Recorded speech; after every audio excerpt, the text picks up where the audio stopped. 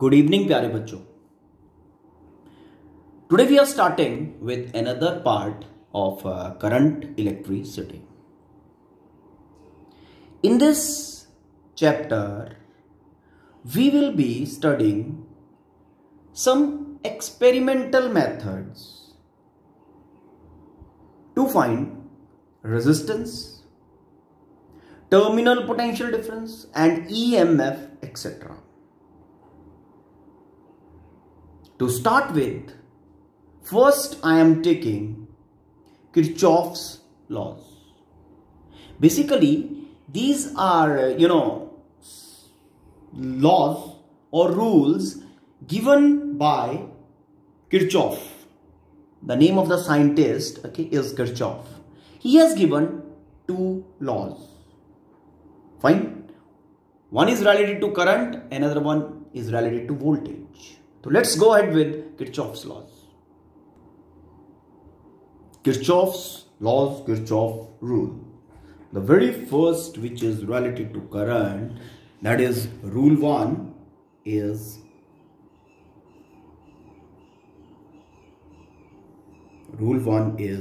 KCL. This is Kirchhoff's current law. Sometimes this is also called as junction rule.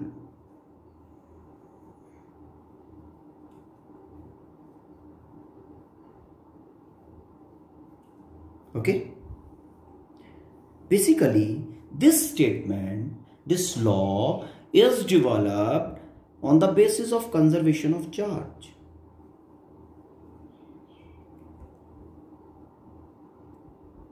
What basically the law is, or the rule is, let in a circuit so many wires are meeting at a point. उस point को क्या कहते हैं? Junction. ठीक है.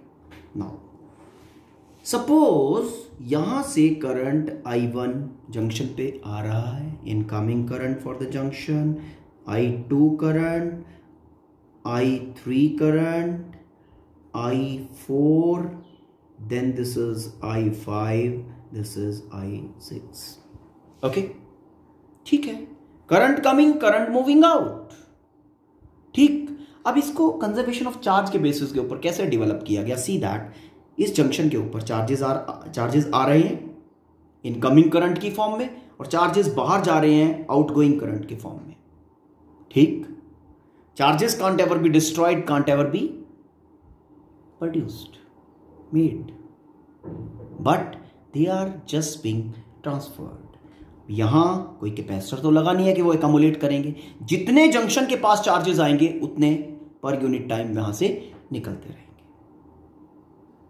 Okay. तो charges, movement, flow per unit time is called as current. तो यहां से करंट रूल बना दिया गया. हमने कहा charges incoming at a junction is equal to charge outgoing from junction per unit time. यहां से आपका स्टेटमेंट डेवलप हो रहा है, ओके, कि current incoming is equal to current outgoing at a junction in a circuit. किसी भी junction के ऊपर आप ये अप्लाई करो, current incoming at a junction will be equal to current outgoing from the junction. ठीक. If we take incoming current as positive and outgoing current as negative, these are called as sign convention. Okay, कि current incoming at a junction is taken as positive, current outgoing from the junction is taken as negative. अब incoming current is equal to outgoing current. ठीक. तो incoming और outgoing दोनों बराबर हैं. Now incoming is taken as positive, outgoing is taken as negative. Both are equal and opposite, so their sum will be equal to 0. This is your first rule called Kirchhoff's current rule. Okay, and we can write it like this also.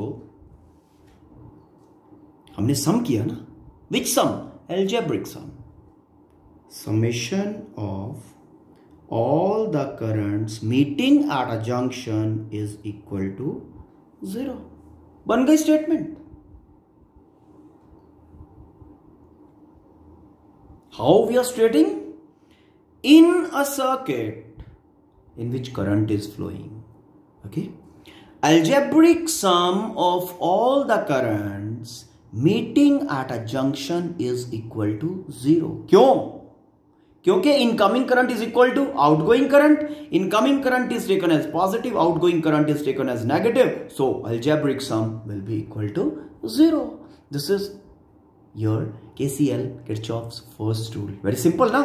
Okay, now if we apply this particular thing to the given situation, to the considered situation, how this will be? This I1 will be taken as positive, I2 will be taken as positive. Why? Because this is incoming current to the junction. I3 will also be taken as positive, I4 भी positive लिया जाएगा. I5 is going out, so negative लो इसको, I6 को भी negative लो. ठीक, सबको with sign add कर दो. The sum will be, the algebraic sum will be equal to 0. Let us see how. Plus I1 plus I2 plus I3, ये junction पे incoming currents हैं सारे. I3 plus I4 incoming currents. Okay, now outgoing currents. Outgoing current है हमारा I5, so minus I5. Okay, outgoing current है हमारा I6 minus I6. अब incoming current और आउटगोइंग करंट का जो मैग्नीट्यूड है वो इक्वल होता है, एज आई टोल्ड, कंजर्वेशन के बेसिस पे, कंजर्वेशन ऑफ चार्ज के बेसिस पे. So their sum, incoming and outgoing current का sum should be equal to 0. This is the statement. ये जो स्टेटमेंट है ना इसका, this is saying this thing. आपको किस तरह से हेल्प कर सकता है? See that. In this given circuit, find the value of x. ये जो करंट है, when given currents are like this. Fine. बड़ा सिंपल काम है. Incoming, take incoming currents as positive, take outgoing currents as negative. Algebraically add करो, काम खत्म. Algebraically add करके equal to 0 पुट करना है. Now 9 ampere incoming current, so plus 9. 10 ampere incoming current to the junction, 10. 2 ampere outgoing current, minus 2. 6 ampere incoming, plus 6. Okay, x plus x. ठीक है. अब x अपने आप बताएगा ये कि आउटगोइंग है, इसकी वैल्यू जो भी आएगी वो अपने आप बताएगी. सारे के सारे करंट्स ऐड हो गए, इज इक्वल टू 0. ठीक, इसको सिंप्लीफाई किया हमने, क्या बनाइए, दिस इज दिस. अब इसको किया सॉल्व, तो we are getting here plus 23 plus x is equal to 0 and we are getting x is equal to minus 23 ampere. मतलब जो x है, जो x करंट फ्लो कर रहा है, उसका वैल्यू 23 एम्पियर है. नेगेटिव, नेगेटिव क्या बता रहा है? Outgoing current. ओके, वही बताया था ना साइन कन्वेंशंस में आपको. तो इसका मतलब ये जो 23 एम्पियर का करंट है, इवन इफ यहां पे आपको एरो ना लगा मिले, कोई प्रॉब्लम नहीं है.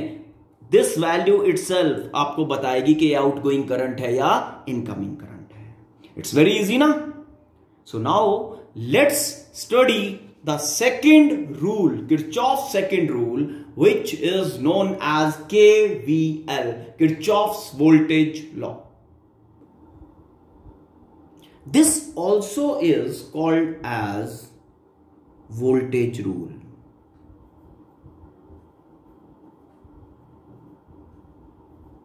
Sometimes this is called as loop theorem also.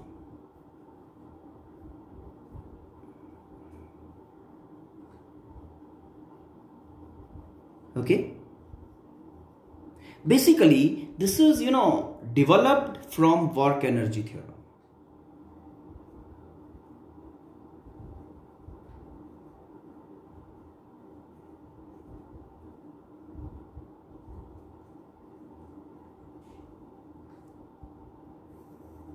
This is developed from work energy theorem.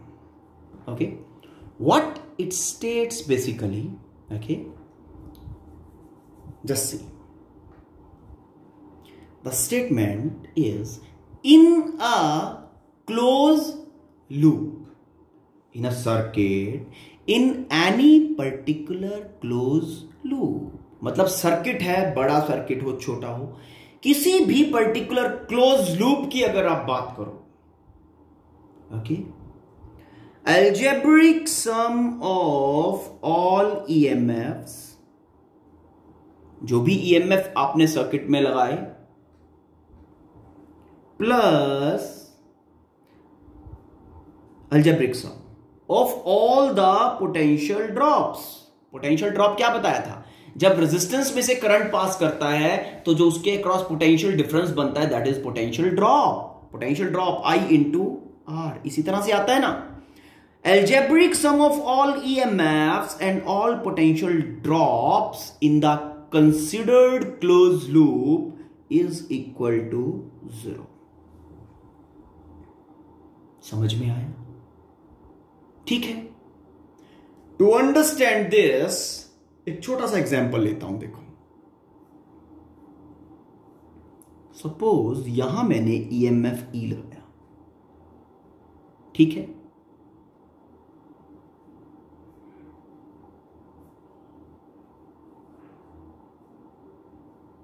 क्या होता है ये EMF? First it give rise to current in the loop, और उसके बाद क्या करता है, ये मेंटेन करता है. Basically it performs work. Resistance क्या करती है, करंट को कम करने की कोशिश करती है, और ये जो बैटरी है, ये जो सेल है, ये रिफ्रेश करके उसको फिर से एम्पावर करता है कि चल क्रॉस कर रेजिस्टेंस को with the same flow, okay, with the same energy. ठीक. तो यहां पे जो ये ड्रॉप्स बनेंगे, मान लिया यहां पे पोटेंशियल ड्रॉप आपका बन गया, इसमें से करंट पास करेगा, as per the value of resistance यहां पे पोटेंशियल ड्रॉप बनेगा इसके क्रॉस V1, इसके क्रॉस पोटेंशियल ड्रॉप बनेगा V2. Is it done? ठीक है. बेसिकली सीरीज जब भी किया हमने, कैपेसिटर में भी किया, रेजिस्टेंस में भी किया, तब आपको बताया था कि potential difference applied over here is equal to sum of potential differences. बताया था ना, V is equal to V1 plus V2 plus V3. So many times we have done. So at that time we were applying this particular rule only. ठीक. तो यहां पे क्या होगा, potential difference across the terminals of the cell E plus ये जो V1 V2 है दोनों, अल्जेब्रिक सम इनका V1 एंड V2. ये विदाउट कन्वेंशन बात कर रहा हूं, साइन कन्वेंशन अभी जनरल बता रहा हूं. ठीक है. This will always be equal to 0. समझ में आया? मतलब यहां अगर 10 वोल्ट अप्लाइड है, ठीक, यहां 3 है, यहां 7 होगा. ओके. अगर इसको थोड़ा सा और समझने की कोशिश करो, देखो एनफोर्समेंट ये है, EMF क्या कर रहा है, एनफोर्स कर रहा है, करंट बना रहा है. करंट के कारण क्या है, प्रोडक्शन हो रही है किसकी, पोटेंशियल ड्रॉप की. Enforcement and production always equal and opposite. Enforcement and production equal and opposite. तो जब दोनों को अलजेब्रिक सम करोगे तो क्या मिलेगा आपको, 0 मिलेगा या नहीं? वही तो स्टेटमेंट में कह रहा हूं, this is your enforcement, this is your production. Got it? ठीक है. तो यही स्टेटमेंट कह रहा है आपका, ठीक है ना, कि algebraic sum of all EMFs and potential drops in a close loop is equal to 0. Just see, this is the statement. और जो ये मैंने मैथमेटिकली लिखा है, ये क्या है, sum of EMFs, sum of EMFs. ये क्या है, sum of potential drops,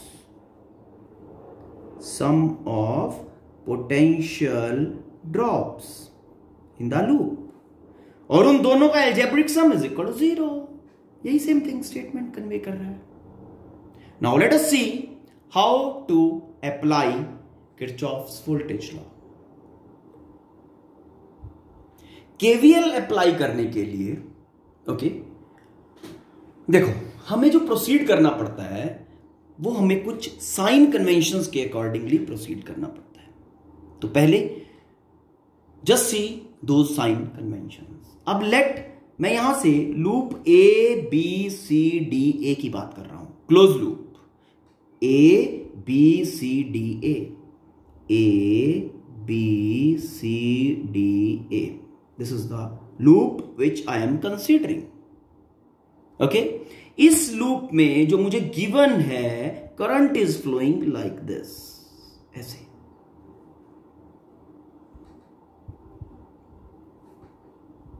okay, now जब आप लूप में ए से बी, बी से सी, सी से डी, डी से ए जाओगे तो but obvious some EMFs you will be encountering. कुछ ईएमएफ्स आपके रास्ते में आएंगी जिनको आप पॉजिटिव टू नेगेटिव या फिर नेगेटिव टू पॉजिटिव क्रॉस करोगे। ठीक है, तो in which case you will be taking EMF as negative and EMF as positive. Just see that if a cell is crossed from positive to negative, if a cell is crossed from positive to negative, drop of potential हो रहा है, देखो positive to negative। Okay, कौन सा terminal पहले hit किया? Positive, तो उस ईएमएफ को पॉजिटिव लेना है। समझ में आया? तो जब आप यहां से घूम के इधर आ गए, अब इस ईएमएफ की बात आ गई।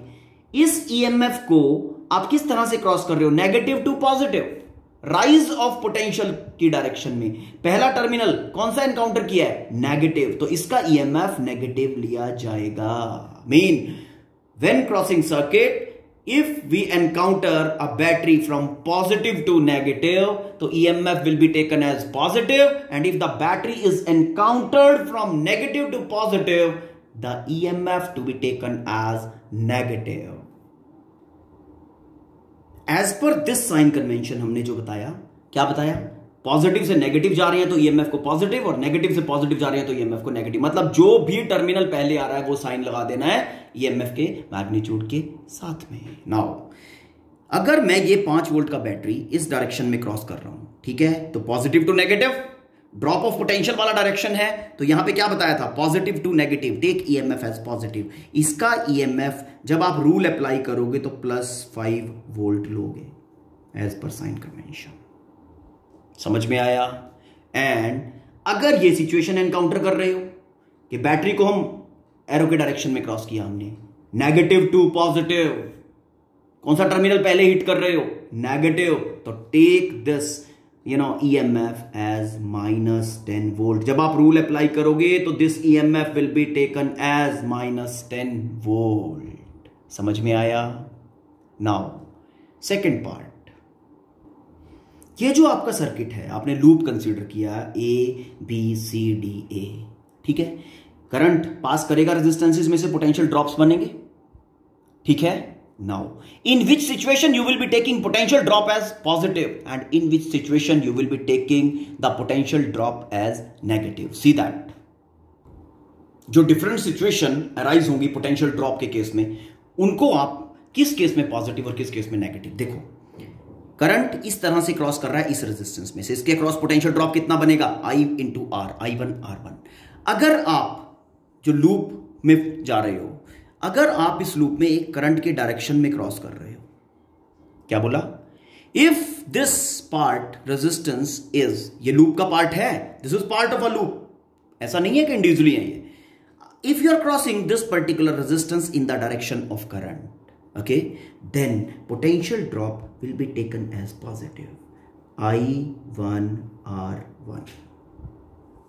कब? If the resistance is crossed in the direction of current, and if you are crossing the resistance opposite to the current, इस डायरेक्शन में उल्टा जा रहे हो ऐसे, ठीक, then you will be taking the potential drop as negative, I2 R2। अब current इसका इस डायरेक्शन में दिखाया गया है, लेकिन हम इसको उल्टा क्रॉस कर रहे हैं, हमारी कंसीडरेशन उल्टी है। क्योंकि पूरा लूप कंसिडर कर रहे हैं ना, तो ये तो एक पार्ट है उसका। We are crossing the loop like this and resistance में करंट उल्टा जा रहा है, तो I2 R2 नेगेटिव लेंगे पोटेंशियल ड्रॉप को। It's okay. तो जब भी केवीएल अप्लाई करना है, ये साइन कन्वेंशंस को दिमाग में जरूर रखना है। समझ में आया? ठीक है, पॉज करके आराम से इसको रीड कर लो, रिकॉर्ड कर लो। ठीक, अब लूप में अगर हम चल रहे हैं तो केवीएल किस तरह से अप्लाई होगा, एक कंप्लीट इक्वेशन मैं जनरेट कर रहा हूं आपके लिए। This is the given circuit. ठीक, आपको कहा जाता है find value of I1 I2 and potential drop across 20 ohm resistance. ठीक है, तो क्या करोगे आप? इसको करने के लिए आप देखो, बड़ा सिंपल सा फंडा है, किरचॉफ्स लॉ अप्लाई कर दो, बिल्कुल सीधा सीधा रिजल्ट मिलेगा। ठीक, अब मैं लूप कंसीडर करना पड़ेगा मुझे। किस तरह से कंसीडर कर रहा हूं वो देखो। मैंने लूप कंसीडर किया ABCFA, ABCFA। ठीक है, अब इसका मैं इक्वेशन लिख रहा हूं, ध्यान देना। नाउ A से B तक जा रहा हूं, पहले बैटरी आई, पॉजिटिव टू नेगेटिव क्रॉस किया, तो इसका ईएमएफ कैसा लेना चाहिए? पॉजिटिव, क्योंकि फर्स्ट टर्मिनल जो एनकाउंटर किया वो पॉजिटिव था, +12। ओके, मैं केवीएल अप्लाई कर रहा हूं, algebraic sum of all EMFs and potential drops is equal to 0। ठीक, अब इस रेजिस्टेंस को मैं क्रॉस कर रहा हूं opposite to direction of current. इसमें करंट ऐसे फ्लो कर रहा है, गिवन है ना, इस डायरेक्शन में, तो यहां से ऐसे जा रहा होगा, simple. But I am going उल्टा, यहां से I1 करंट आ रहा है, तो यहां पे भी I1 करंट इधर से घूम के आ रहा होगा। I am going like this, but loop is considered like this, A to B, तो I am going opposite to the direction of current, so negative.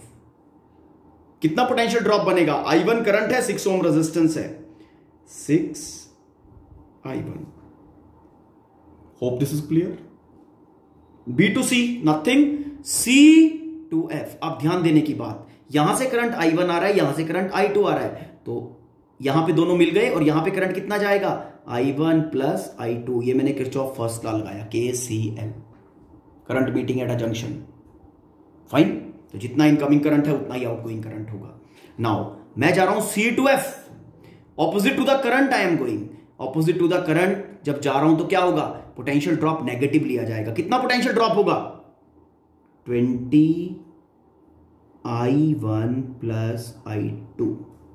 अब F2A, लूप खत्म, algebraic sum is equal to 0। Pause करके इसको, ठीक है, एक बार खुद इसको चेक करो। Now considering this loop, okay, EDCFE, EDCFE।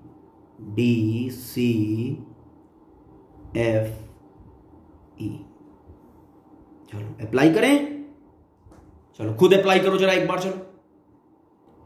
चलो लेट्स गो अहेड। ED, सबसे पहले E से जब D जा रहे हैं, बैटरी आई, इस बैटरी का, इस सेल का पोटेंशियल, इसका सेल का ईएमएफ कैसा लिया जाएगा? पॉजिटिव टू नेगेटिव क्रॉस किया, तो this will be taken as positive, +2।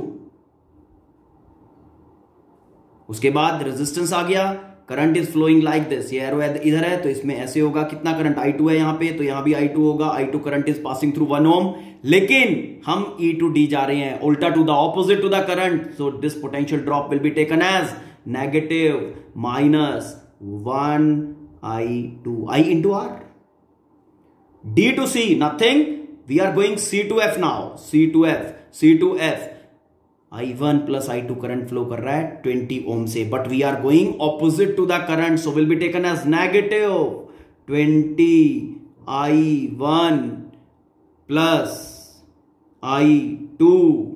Okay, then F to E, loop हो गया क्लोज, इज इक्वल टू 0। ठीक है, अब हमें I1 I2 का वैल्यू निकालना है, ठीक, और उसके बाद फाइंड करना है पोटेंशियल ड्रॉप अक्रॉस FC। यही काम करना है ना, बड़ा सिंपल सी बात है। I1 और I2 ये दोनों इक्वेशन को सॉल्व करके I1 I2 का वैल्यू आ जाएगा। ओके, और after that I1 I2 current इसमें से फ्लो कर रहा है, तो I इंटू R करके इस रेजिस्टेंस के अक्रॉस पोटेंशियल ड्रॉप आ जाएगा। Yes, solving these two equations we get I1 is equal to 106/73 ampere. Okay, and I2 is equal to minus 94/73 ampere. अब ध्यान देने वाली बात क्या है, पॉजिटिव, ये करंट पॉजिटिव आया, इसका मतलब क्या है कि वट एवर डायरेक्शन हमने यहां पे कंसीडर की, करंट उसी डायरेक्शन में जा रहा है अगर रिजल्ट पॉजिटिव मिल रहा है। ठीक, तो इसका मतलब ये 106/73 ampere current is flowing like this I1। I2 का value I am getting negative. इस I2 नेगेटिव होने का मतलब क्या है कि जिस डायरेक्शन में सर्किट में हमने करंट कंसीडर किया है, in reality current is flowing opposite to that, उल्टा। Current is not flowing like this. Okay, so we have got I1 and I2. अब हमें फाइंड करना है 20 ओम के अक्रॉस पोटेंशियल ड्रॉप। क्या करेंगे, I1 प्लस I2 फाइंड करके R से मल्टीप्लाई कर देते हैं। I1 plus I2 is 0.17 positive sign के साथ, ठीक है, multiplied by 20, fine, and we are getting potential drop across 20 ohm resistor, across this resistor, as 3.4 volt. Hope this is clear. ठीक है, तो try some more problems, fine, and if you are understanding it's fine, if you are not understanding then let me know, I'll be explaining the things again. Thank you, have a nice day.